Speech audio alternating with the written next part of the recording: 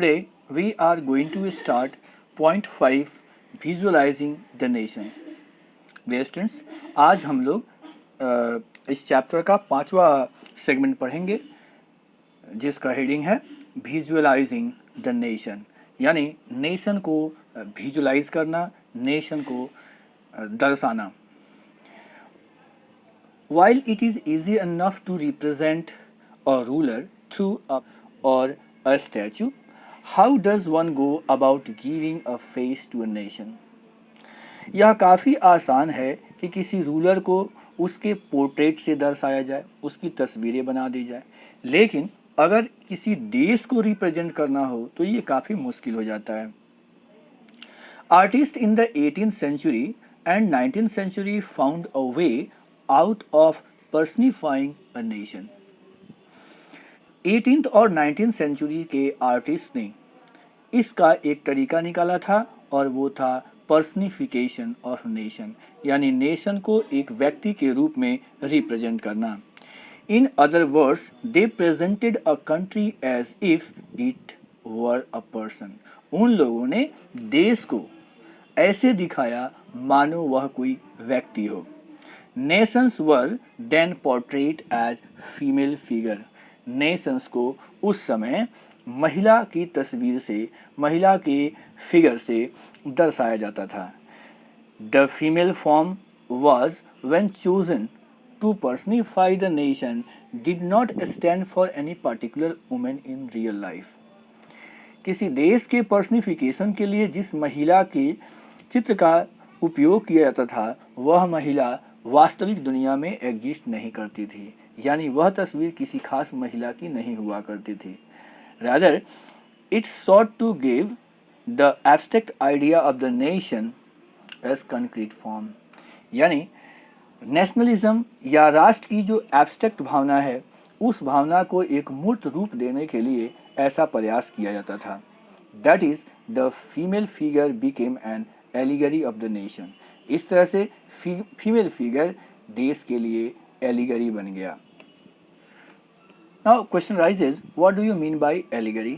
तो यहाँ की वर्ड्स में आप देखें, allegory means when an abstract idea, for instance greed, envy, freedom, liberty, यानी ऐसे आइडिया जो एब्स्ट्रैक्ट है, एब्स्ट्रैक्ट नाउन है, उसको एक मूर्त रूप में देते हैं.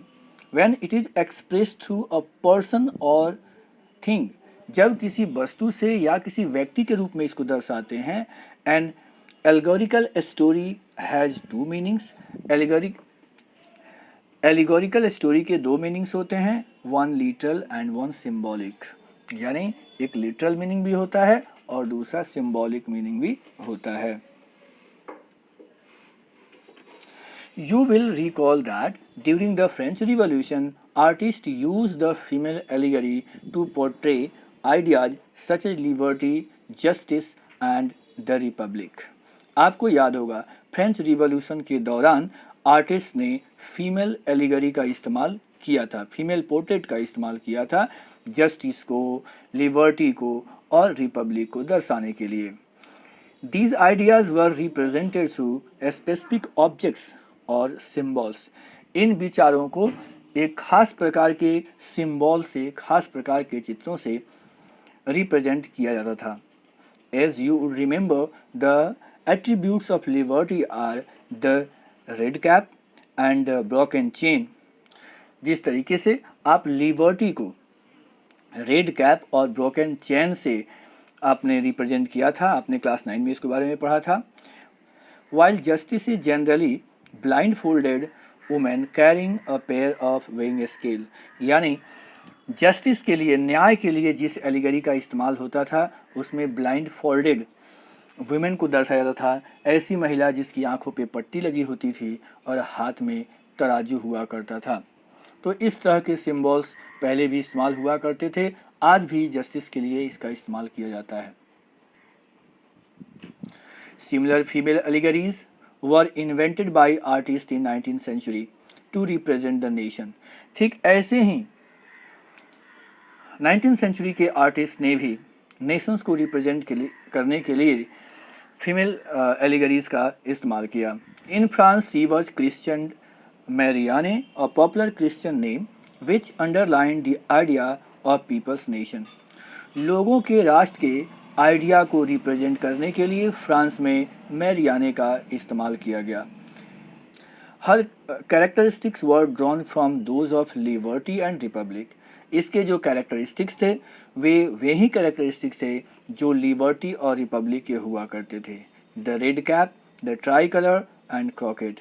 यानी इनके पास भी रेड कैप हुआ करता था, ट्राई कलर हुआ करता था और क्रॉकेट हुआ करता था. Statues of Marianne were erected in public squares to remind the public of the national symbol of unity and to persuade them to identify with it. ऐसे स्टैचू का जो मैरियाने का स्टैचू हुआ करता था उसको पब्लिक स्क्वायर पे खड़ा किया जाता था. पब्लिक स्क्वायर पर ये लगा हुआ करता था ताकि ये लोगों को उसके राष्ट्रीय सिंबल के रूप में, उसके यूनिटी के सिंबल के रूप में कन्विंस कर सके और लोग इसे अपनी पहचान के रूप में देख सकें. Marianne image were marked on coins and stamps. Marianne का जो इमेज था वो क्वाइंस पर और स्टैम्प्स पर भी चिपकाया गया था, स्टाम्प पर भी बनाया गया था. Similarly Germania become allegory of German nation. ठीक वैसे ही जर्मन नेशन में जर्मेनिया को एलिगरी के रूप में यूज किया गया. In visual representation Germania wears a crown of oak leaves as the German oak stands for heroism. Visual presentation में जर्मेनिया ओक लीफ से बनी हुई क्राउन पहनती है. एज द जर्मन ओक, जैसा क्योंकि जर्मन ओक को हीरोइज्म के सिंबल के रूप में माना जाता है. जर्मेनिया की तस्वीर आप यहाँ देख सकते हैं. This is the image of Germania. नीचे लिखा है जर्मेनिया फिलिप बियत के द्वारा पेंट किया हुआ तस्वीर. 1848 में इसे बनाया गया था. Artist prepare this painting of Germania on a cotton banner. Cotton के बैनर पर यह तस्वीर बनाई गई. As it was mean to hang from the ceiling of the church. और चर्च के सीलिंग पर इसे टांगने के उद्देश्य से बनाया गया था. कपड़े पर इसको ड्रॉ किया गया था और ये सेंट पॉल चर्च जो हुआ करता था वहाँ के लिए बनाया गया था. फ्रैंकफर्ट में ये चर्च हुआ करता था. 1848 की घटना से ये जुड़ा हुआ था.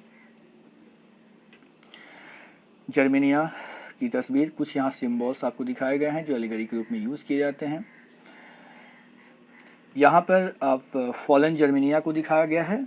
जूलियस हबनर ने 1850 में इस तस्वीर को बनाया था.